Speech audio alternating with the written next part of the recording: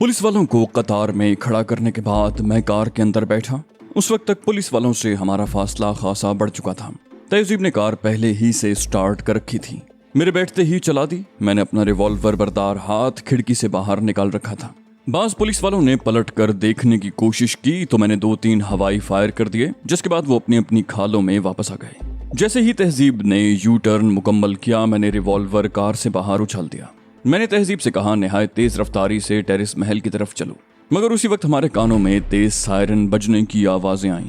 तहजीब ने घबराए हुए अंदाज में कहा, मालूम होता है तुम्हारे हाथों जिक उठाने वाला सब इंस्पेक्टर मजीद नफरी समेत इधर आ रहा है। बर्ड ने कहा, तुमने राइफलें वापस करवा के गलती की है चीफ। अब हम उनका मुकाबला भी नहीं कर सकेंगे। राइफलें होती तो हम बासानी उनसे लड़ भिड़ कर निकल सकते थे। वो एक ठंडी सांस लेकर खामोश हो गया। डेविड बोला, तुम्हारा साथी तुमसे ज्यादा अक्लमंद है।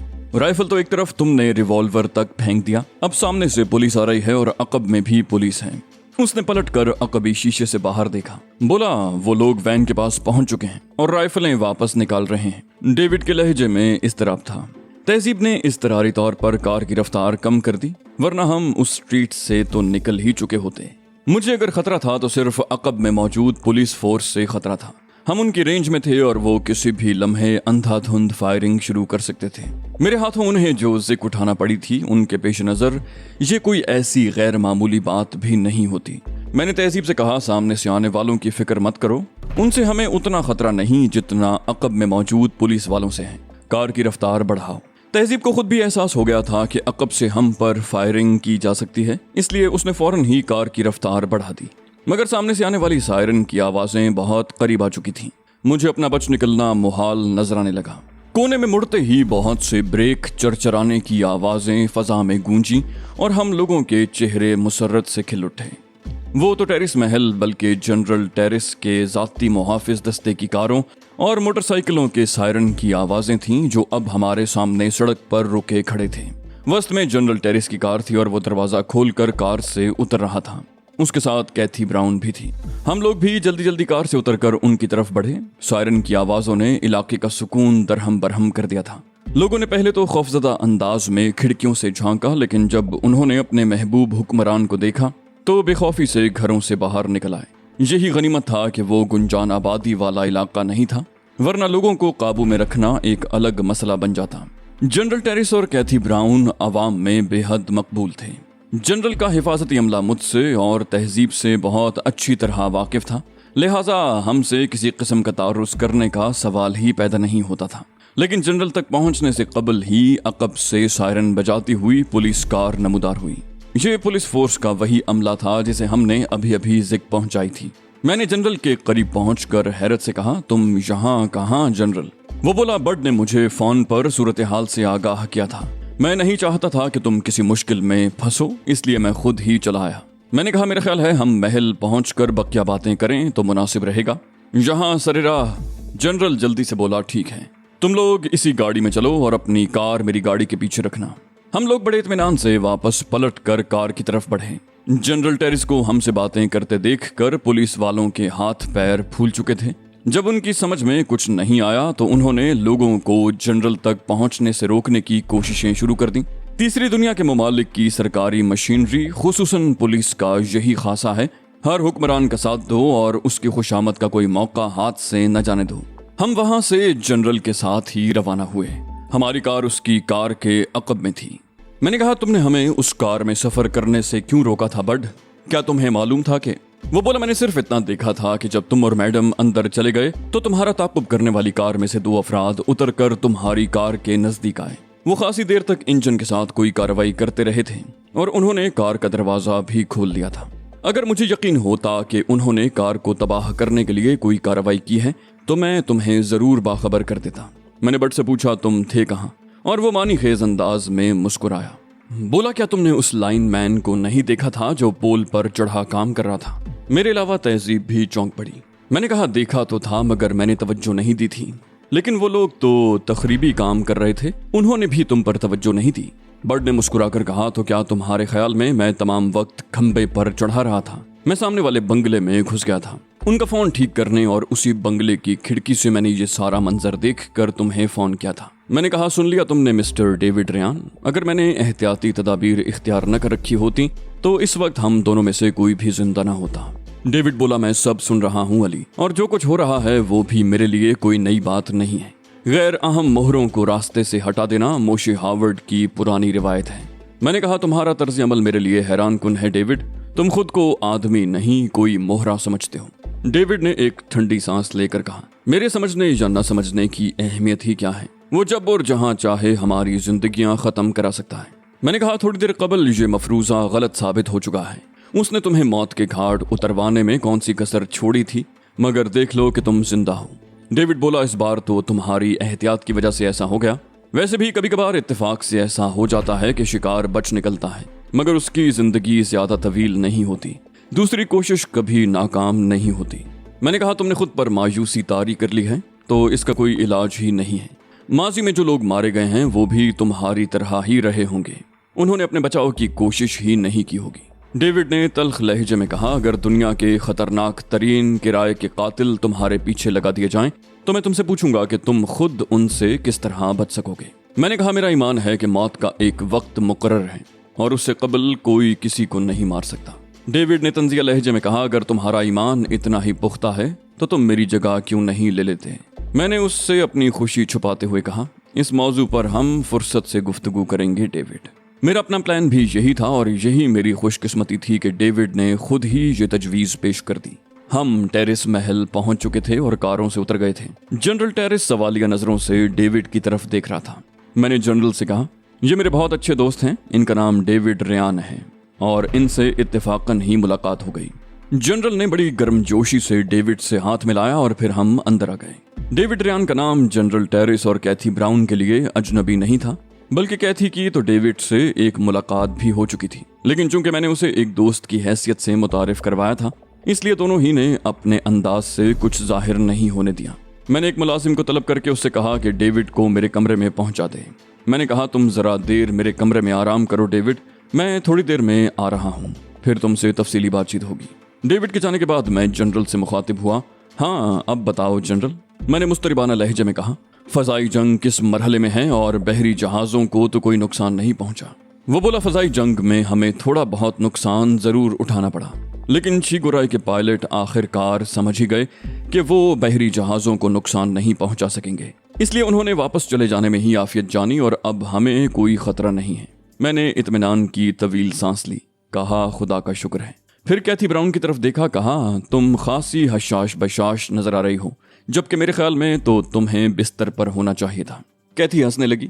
उसने कहा, तुम्हारी हैरत बजा है अली, लेकिन अगर तुम्हारी मालूमात में सिर्फ इतना सा इजाफा कर दिया जाए कि तहजीब ने मुझे बेहोश नहीं किया था तो तुम्हारी हैरत खुद ब खुद रफा हो जाएगी। मैंने हैरान होकर कहा, तहजीब ने बेहोश नहीं किया था? बर्ड ने दखल अंदाजी की, बोला, ये रज़ाकाराना तौर पर खुद ही बेहोश हो गई थी। मैंने उसे घूर कर देखा। कैथी ने कहा, इसे यूं न देखो अली, बर्ड बिल्कुल दुरुस्त कह रहा है। मैंने कहा, पहले तो तुम बिल्कुल सेहतमंद हुआ करती थी, ये तुम पर बेहोशी के दौरे कब से पड़ने लगे? कैथी बोली, दौरे नहीं पड़ते अली, बस उस वक्त एक दौरा पड़ गया था जो तुम्हारे लिए सूदमंद साबित हो गया। मैंने कहा, ऐसा हो सकता है, काम की ज्यादती और आसाबी दबाव बाज़ औक़ात वक्ती बेहोशी का सबब बन सकता है, लेकिन तहजीब ने मुझसे गलत बयानी क्यों की थी? कैथी ब्राउन ने कहा, तुम अब भी गलत समझ रहे हो, मैं बेहोश हुई ही नहीं थी। मैंने हैरत से पहले कैथी को, फिर जनरल को और उसके बाद तहजीब को देखा। मेरी हैरत पर वो सब ही हंस पड़े। जनरल ने कहा, ये ज्यादती है कैथी, अली को पूरी तफसील से हालात बताओ, खामखा इसे तजस्सुस में क्यों मुब्तला कर रही हो?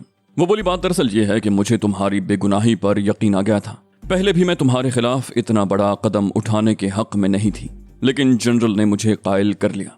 मैंने हैरत से कहा, यानी तुम मेरे साथ साथ अपने शौहर नामदार को भी मौत के मुंह में पहुंचाने पर रजामंद हो गई थी? कैथी मुस्कुराई, बोली, नहीं, हमारा मंसूबा तुम्हें मारने का नहीं था, हमारे लिए तुम दुनिया में सबसे ज्यादा अहम शख्सियत हो। तुम्हारी और निकिता की गुफ्तगू के टेप ने हमें दहला दिया था, लेकिन हमें अपने कानों पर यकीन नहीं आ रहा था। कोई एक वजह भी ऐसी नजर नहीं आई जिसके सबब तुम यहूदियों से मिल सको।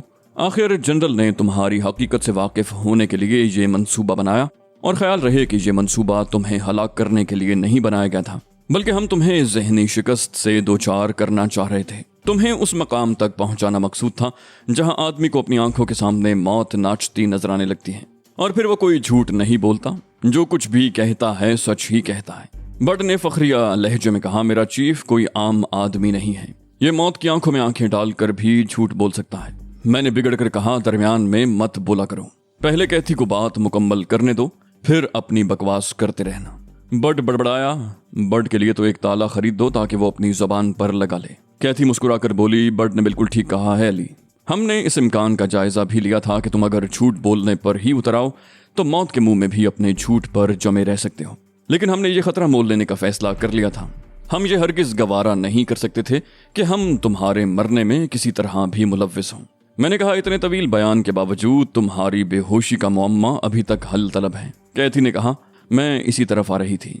दरअसल हमारे पास इतना वक्त नहीं था कि हम जुजियात पर बहस करते, लिहाजा हमने मोटी मोटी बातें तय कर ली थीं और उसमें ये बात शामिल थी कि अगर तुम अपने इस बयान पर कायम रहे कि तुम अब भी इसराइल के खिलाफ हो तो हम तुम्हें रिहा करके तुमसे माफी मांग लेंगे। इसके लिए यह शर्त थी कि तुम्हारी रिहाई के लिए मैं और जनरल दोनों मुत्तफिक हों। जब जनरल तुम्हें लेकर तहखाने में बंद हो गया था तो मुझे बहुत जल्दी तुम्हारी बातों पर यकीन आ गया था। अगर तुम इसराइल के हामी होते तो सबसे पहले जनरल को ठिकाने लगाने की सोचते, लेकिन उसके बरक्स तुम हमारे साथ भरपूर ताउन करते रहे। तुम्हारी फराहम करदा मालूमात से फायदा उठाते हुए हमने रातों रात यहूदियों को नाकाबिल तलाफी माली और जानी नुकसानात से दो चार किया। वक्त गुजरने के साथ साथ मेरा यकीन पुख्ता होता चला गया और फिर तहजीब आ गई। तुम्हारी कैद की खबर सुनकर तुम्हारे दोनों साथियों को सदमा हुआ। ये भी तुम्हारी तरफ से फिक्रमंद थे, लेकिन जब मैंने इन्हें पूरी रोईदाद सुनाई तो तहजीब उछल पड़ी और इसने कहा कि अली अगर इसराइली मफादात के लिए काम कर रहा होता तो तुम्हारे कैद खाने की दीवारें गिरा कर निकल गया होता। मैंने तहजीब से पूछा कि अगर मैं कैथी न होती और मेरी जगह कोई और मुतय्यन होता तो उसका रद्द अमल क्या होता। तहजीब ने जवाब में कहा कि वो जान पर खेलकर अली को रिहा करा लेती। मैं खुद भी तुम्हें रिहा कर देने के हक में थी, लिहाजा मैंने तहजीब को अपने रज़ाकाराना ताउन की पेशकश कर दी। उसका तुम खुद अंदाजा लगा सकते हो। मैंने जनरल की तरफ देखा, वो मुस्कुरा रहा था। मैंने कहा, तुम मुस्कुरा रहे हो जनरल, हालांकि अपने मंसूबे की नाकामी पर तुम्हें अफसुर्दा होना चाहिए। जनरल तो इन मामलात में बहुत हसास होते हैं, बाज जर्नैलों ने खुदकुशी तक की है। जनरल ने कहकहा लगाया, बोला, मैं खुदकुशी से बड़ी सजा झेल रहा हूँ, मैं शादी कर चुका हूँ। मैंने सर हिलाकर कहा, कोई बात नहीं जनरल, पहलू तही करने के मामले में तुम्हारा जवाब नहीं है, लेकिन तुम सिविल लाइंस कैसे पहुंच गए थे? वो बोला, बर्ड ने फोन किया था कि रेडियो कार में कोई गड़बड़ की गई है, उसमें अली का बैठना खतरनाक हो सकता है, इसलिए मैंने दूसरी गाड़ी भिजवा दी। लेकिन फिर दूसरा फोन आया कि रेडियो कार धमाके से तबाह हो गई है, ड्राइवर मारा गया है, लेकिन तुम लोग महफूज हो, ताहम वहां से तुम्हारा निकलना आसान नहीं। मैंने उसी वक्त बट से कह दिया था कि मैं खुद वहां पहुंच रहा हूं।